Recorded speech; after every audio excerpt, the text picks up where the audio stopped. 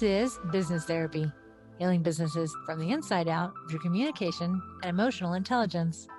I'm Diane Hansen, management consultant, and with me co-host Christine Salvo, therapist, certified mediator, and certified hypnotherapist. Good morning. Hello, everyone. Good morning, everybody. So today we are talking about the reality behind COVID-19, the pandemic, shelter in place, all the stay-at-home order, when are we going to open up, all of these things. What is the day-to-day life reality of that? And what are some emotional tools that you can use to get through that day-to-day?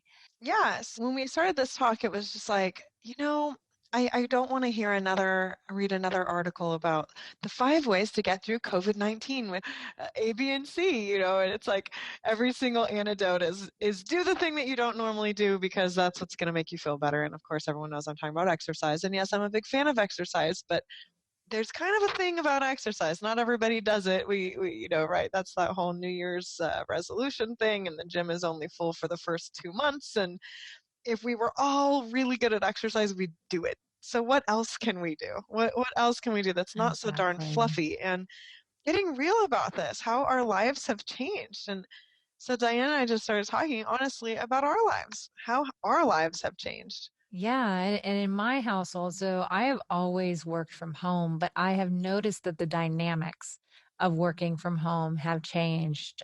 People are getting a little less patient, and on the client side as well as the team side.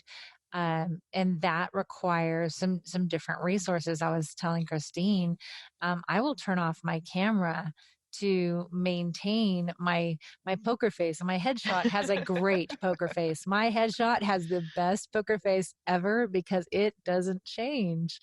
But but it's very, very helpful. So many of us are having to work from home and having that on camera persona and needing to have that. And then once that's done, needing to drop that and be mom or be whoever we need to be for the people who live with us. And that's tough is switching back and forth. And Christine, you were telling me about, how your household is set up since you're doing telehealth and teletherapy. Oh yeah, it's been pretty insane. So over the last week or so, I've been booked solid. I mean, it has been, everyone's used to telehealth now. That little learning curve is over and it is full swing. So I have a full practice at my house in my living room where I have a little desk set up and I'm raising 2 teenage children. So I was telling Diane, I'm, you know, running a couple minutes late for a session and I have clients calling my office and I'm getting emails. Where is she? Where is she? And in case you're a client of mine, I'd like you to know. I'm running back and forth into my children's room, making sure they're fed, that they got to go to the bathroom because they only get to leave their room 10 minutes on the hour. So everybody gets 10 minutes on the hour to go take care of bio needs. And every once in a while, it's like I'm in the kitchen cooking, something for them. What do you want? What do you want? I have 10 minutes. And here. Okay, no, you can't eat at the table. Like, eat fast. What are you doing? We can't visit. Go back in the room. And so that's going on, or letting the dogs in or letting the dogs out. And then sitting down, breathe in, breathe out. Okay. And next session. And doing that every 50 minutes to an hour. So it's, Oh my I'm goodness. 100% present, which on Zoom, I will say, or on telehealth, I don't use Zoom, but it's very personal but impersonal at the same time. And I think we can all relate to that, right? There is an element that is missing here. This is wonderful technology, and I think we're all really appreciative of it. But we have to be honest that there is a difference, right? So when I'm in my office, it's kind of it's me time. I'm at work. I don't have any distractions. I don't have to make sure anybody's on task or doing homework or hungry or needs to use the bathroom. I just have to worry about my needs. If I'm hungry, I can throw a few almonds in my mouth. If I need the bathroom, I go to the bathroom. But there's so much added on. I'm also not used. to working with my two dogs that I live with, let alone my two kids and all the things that come with that. And so the expectations, I may not commute anymore, right? I work from home, but it feels actually like there's more work most of the days.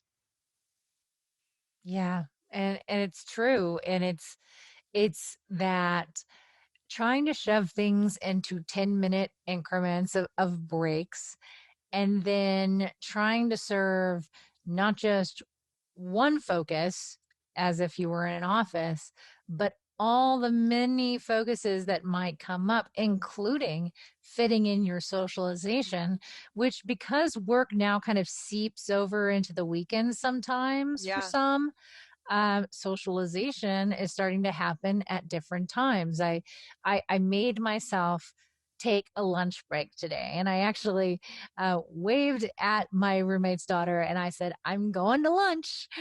So I drove to a park, and I had a socially distanced outdoor lunch with a friend I hadn't seen in about 3 months, and we just got caught up in conversation. And I kept looking at my calendar. I'm like, okay, I have a client at 4. I have the radio show right after that, and I do have to do some work before. So if I can get that work done, I can talk to her for 15 more minutes. And I look down that 15 minutes. Oh, I can do it for 15 more minutes. And it was almost this socially starved behavior where Mhm. my socialization took precedence over the work. And then it became, you know what? I'm going to get home. I'm going to water the plants because I haven't done that. And then I'm going to do probably about an hour of work. And then I'll get to my client, which who I have scheduled, which is kind of that hard thing. So we have online work we need to do. Yeah. And then we have offline work, which, because Hmm. I know as a therapist, you have notes and Oh paperwork yeah. Oh, I'm working things to do lots of there. hours and there is no really definite line. So after a full day of work, of course, my kids can come out from their rooms, but I'm like, okay, now I'll make you dinner, and then I got to do the paperwork. I'm not complaining here. I'm really trying to just be transparent because I know I'm not the only one, and I know that I don't want to hear the five remedies to for a flat belly. I want realness and Yeah, rawness and going, listen, this is tough and we need to be okay with it being tough. And the compartmentalizing that I have to do, that's what I really want to share on my gift today because I think I'm pretty gifted and talented at that. So I can go from mom for 10 minutes, running back and forth, doing when I say run, I mean run. Like run into one room, check on one kid. We good? How's school? What are you doing? Are you on task? Okay, I got an email from your teacher, da da. And then run in the next room. Hey, get off the video game. This is school time. What are you doing? You say that for later. Why is there wrappers on your desk? You're not allowed to eat in here. Wait a minute, you can't eat at the table. Fine, you can eat in here, but don't forget to put it away, and then closing both those doors, running to the desk and going, all right. I will say, being able to say, doing that deep breath, I'm a really big fan of that. So breathing in through the nose and out through the mouth, and doing that a couple times, let your shoulders drop, and then just tap right back in, right? What am I doing? Where am I at? And who needs me? And the distraction is so easy, especially because we're not so monitored right now when we're on Zoom. I saw something, it was on social media, so I don't know that it was a study or anything validated, but basically said people are really getting tired of Zoom now and that most of them are social media. They're doing everything else like kind of under the wraps right now because it's getting boring. Most people are thinking about how they look on video, just like staring at themselves like, when did that happen to me? And it's so easy to get distracted. And because yes, we're present, but I'm going to tell you, doing video therapy is very different from doing face to face. I would never be able to pick up my phone in a session, and I don't. And so having to hold and keep those same boundaries because no one would right. really know. And I'm sure you can relate to that in some way, right, Diane? Oh, absolutely. And I don't want to let this nugget that you said drop. It's where am I? What am I doing? Who needs me? Yeah. And really centering in on your purpose for that shift. And as a community theater actress, I am very familiar with the scene change. And in one play that I was in 2 years ago on my birthday, I did a character change. So I was two different characters throughout that. So we changed costumes in theater and to become the new character, and we step into the new role and all of that. We really don't have the luxury of doing that. And while it sounds all well and good to tip number 22, put on Yeah. your business clothes. Right. I've seen a million of that. And I have to say that for many, it's not happening right now. And that's okay. Yes. How can you deliver what you have to give without that packaging piece? If you're not feeling up to the packaging piece, I can attest, I will tell you and I will share my morning routine. It's the best I can do. So I will preface it. So I my work is very irregular because I'm bouncing between consulting clients which have very different energies to them. I have very very serious clients, very process oriented. I have very, kind of mindset, let's focus you on mindset type clients, and then I have the clients who just need a different energy from me, and it's all different energies, so it's kind of like scene changes in Hmm. acting. And then I after a day of scene changes and different iterations of Diane, I am very very tired, so I have resorted to just playing mindless games on my phone or finding something, short to watch on Netflix, lest I go down a rabbit hole, which I almost did. Baby Yoda's so cute. But my morning routine ends up being I set the alarm for an hour before my first meeting, which is usually pretty early. Like I'll have a 7 a.m. meeting. So it'll be a 6 a.m. wake up or a 7 a.m. wake up. And then bless Alexa, I will have that alarm go off and I'll say my first Alexa snooze. And then the next time it goes off, I'll say, Alexa, what time is it? Alexa snooze. And I give myself three of those intentionally. Then after that third one until Alexa off, I will get up. Usually that's about 30 minutes before my meeting. I will come into my body. I will grab the quickest breakfast ever and have the quickest, most stale yesterday's coffee ever because it's easy to heat up in the microwave. So I make one pot for the week, only one pot, and I just redo that coffee until it's that pot is gone. So I'm a pot of wheat week drinker, and then I go about my day. The point of telling that terrible, not best practice morning story is that we all have our wiring. There is no magic trick on how to do this shelter in place thing.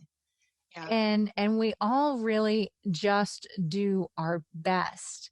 And when you have your eye on the best, that's what you're going to be able to deliver. If you have your eye on lack, if you have your eye on, well, Cosmos says I'm fat and I ain't down with that, so I'm going to go jogging, but I hate jogging.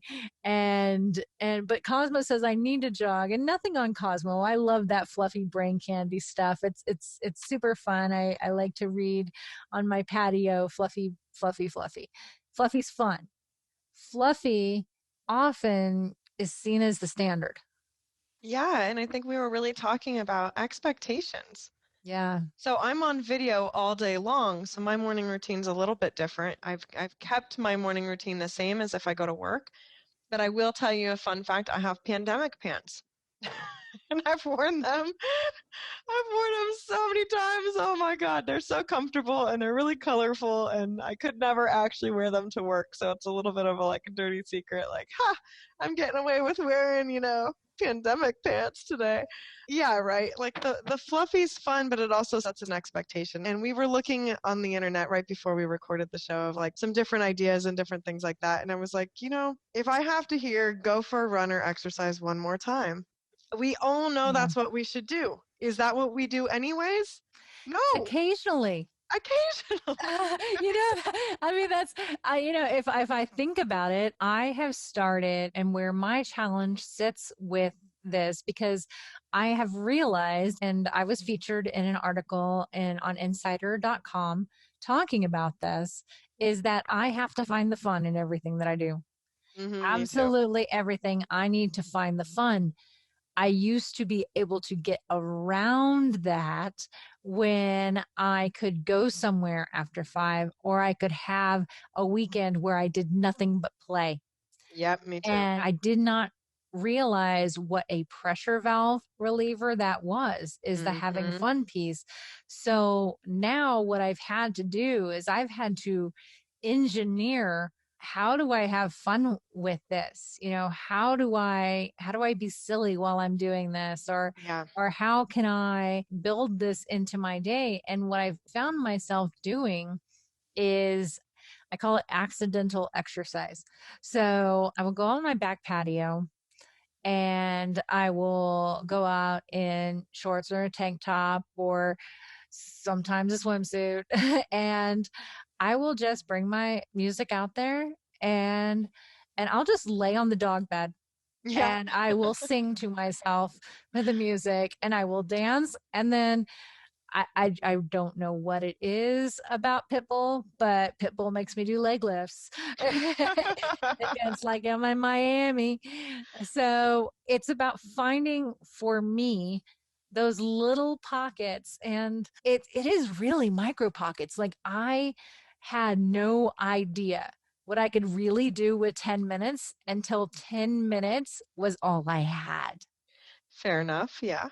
So that 10 minutes, I did it today. I did it this morning with my day old coffee from my coffee pot. Is okay. I'm going from one client meeting to another.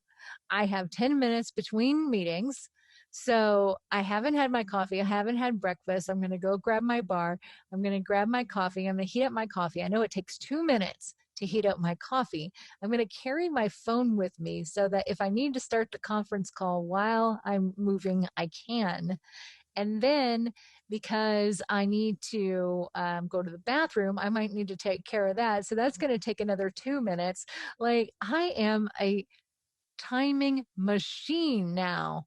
And it's how conscious I've had to become of time. I think one of the things in having so much yet so little time, it's the weirdest thing with this situation. And I feel like a lot of people can relate to that. I'm home, Yeah, so I should have more time, but why am I so busy? right. Um, and now I do think people are just busy again, Yeah. not leaving So the so now we're having to kind of come into this way of being. I hate the term new normal. I hate it. But it's a way of being. There is no normal. But there is a way of that we choose to be.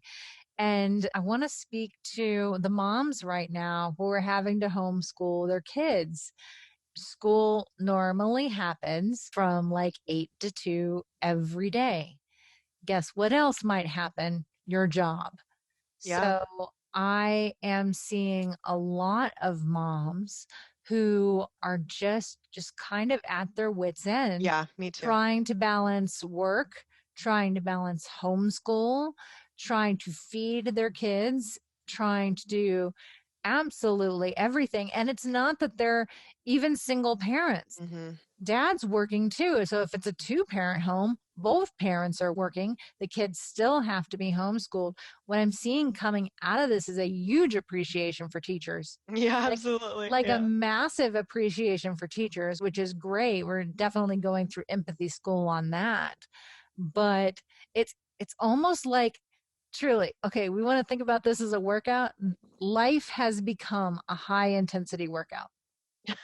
I love it. So I love it. you have these low periods, these periods where we're kind of going, we're working, we're doing whatever, and high intensity.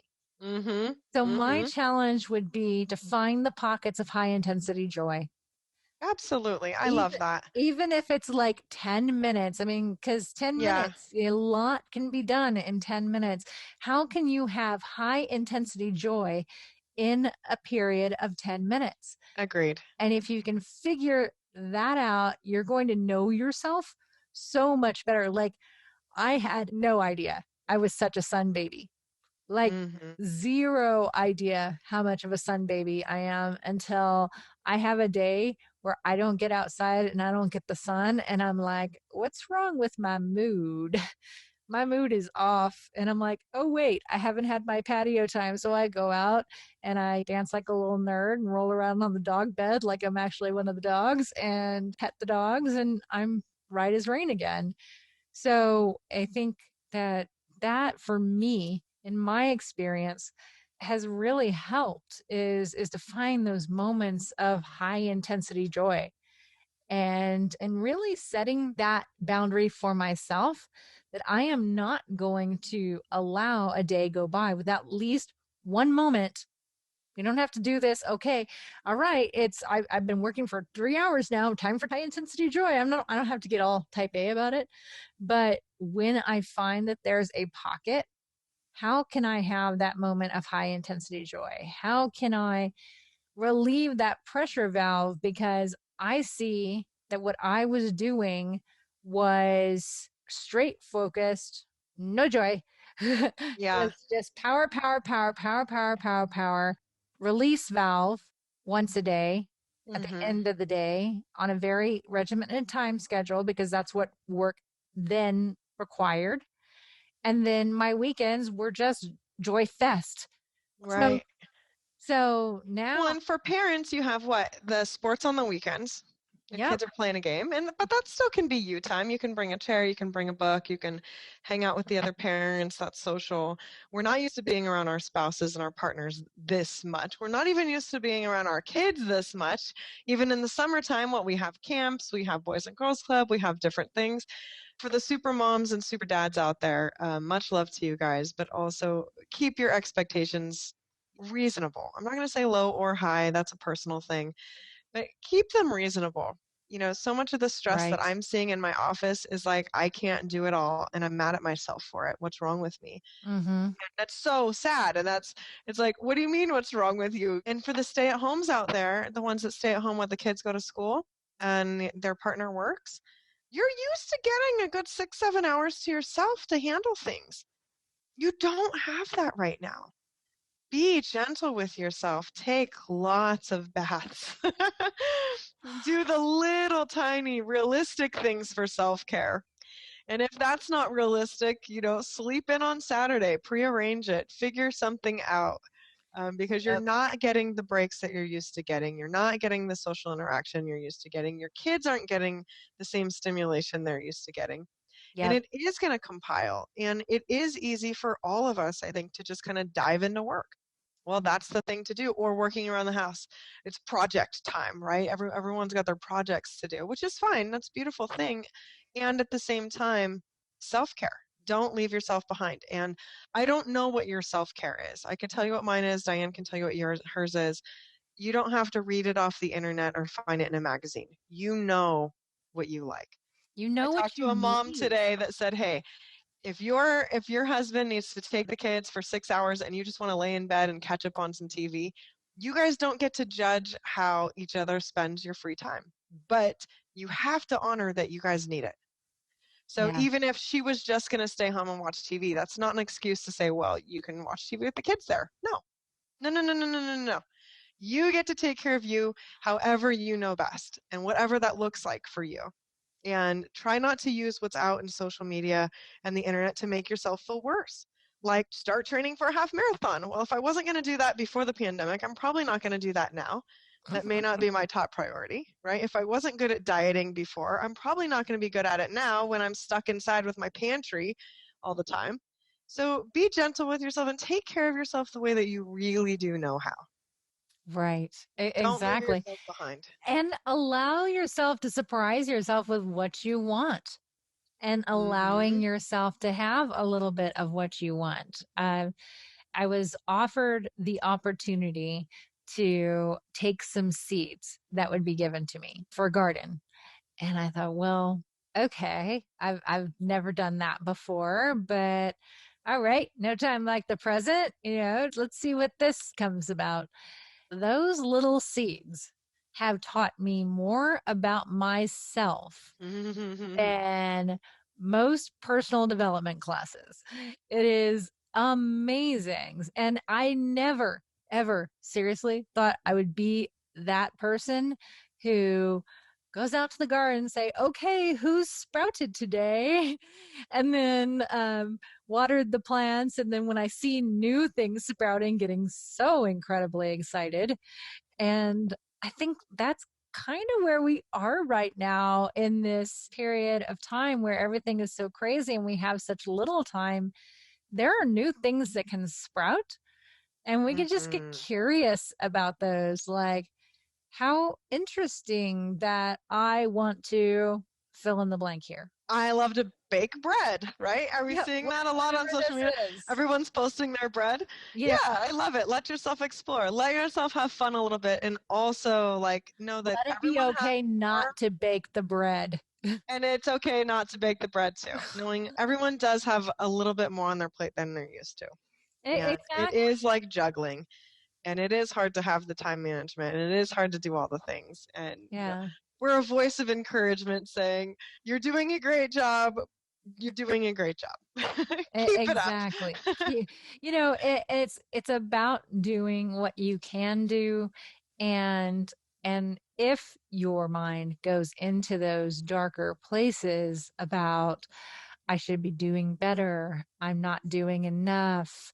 The kids are behind. That's another thing that I saw posted is my kids are behind and I don't know what to do. I don't know Common Core math because I wasn't taught that in school. So how am I supposed to help my kid with this? My kid is in the 5th grade and I don't know 5th grade math. Now I feel dumb. All of these things that I see that people are telling themselves. And, my message to you is that you are enough. You are doing your best. Lean on your resources, lean on tutors, lean on teachers that are there, that it's their job to help, and lean on other parents who are going through the same thing you are, and know that you are doing the best you can. So okay, maybe you're having a little bit more wine, or maybe you're doing some certain things to cope, as long as those things aren't long term damaging to you and not counterproductive behaviors that are crushing who you are as a person. Let it be your pressure valve. Let it be your 10 minutes of joy. Yeah, and just be gentle with yourself. On some level, we are in this together, and no one's doing it all that perfectly. I'm doing it in pandemic pants. She's doing it with, you know, we're we're all gonna have our own flavor of how we're doing it. But it's love yourself through this. Yep, Love your friends through this. Love your family through this. This is challenging enough on its own without all of that, all those other things that can come up. exactly. You've got this. You've got this. This has been Business Therapy, healing businesses from the inside out through communication and emotional intelligence. I'm Diane Hansen, management consultant. Christine Salvo, marriage and family therapist, hypnotherapist, and mediator. Have a great day. Have a wonderful day. Thanks for listening.